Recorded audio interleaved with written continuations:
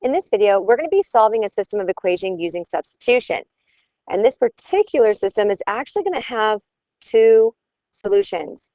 So we're going to begin by picking one of our equations and solving for one of the variables. Now, in this particular instance, I would say that this is going to be the easier equation to work with there. So we're going to take that negative 2x plus y equals 5, and we're actually going to solve for our y. We're going to solve for that y. So we're going to add 2x to both sides, and that's going to tell us that, okay, y equals 2x plus 5. And now I'm going to take that, I'm going to plug it into this equation right here for our y value. So now we've got x squared minus 2x plus 5 plus 3x equals 1.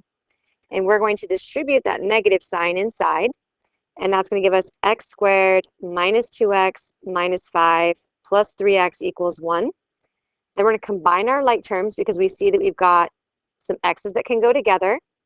So we're going to have x squared, and this is going to be just a plus x minus 5 equals 1. And we can probably try and factor this or something, but we're going to need to move that 1 over so we can get that set equal to 0. So x squared plus x minus 6 equals 0. So we're going to try and factor this. We're going to look for two numbers that will multiply to 6, but add to 1.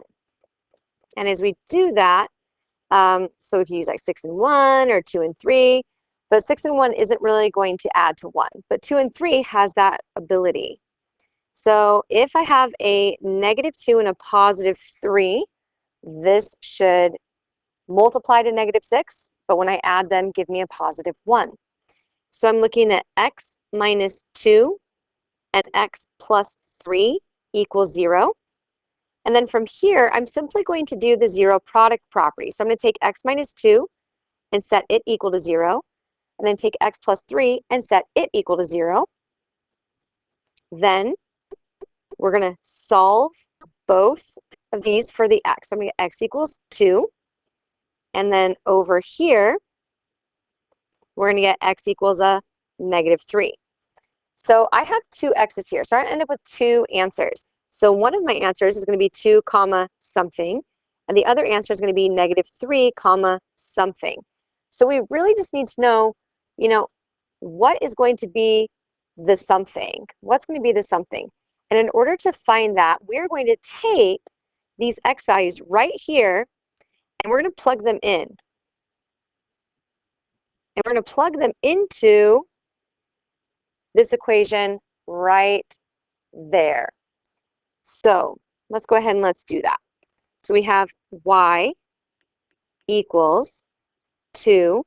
We're going to replace our x with, and then plus 5. So replace our first one with a 2.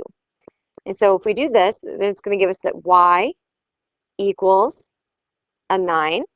So 2 gives us a 9. And if we don't plug in the 2, but we plug in the negative 3, we're going to see that that gives us that y equals a negative 1. And now I have my two solutions, and we're done. We have solved this system and found that the solutions are 2 comma 9 and negative 3 comma negative 1.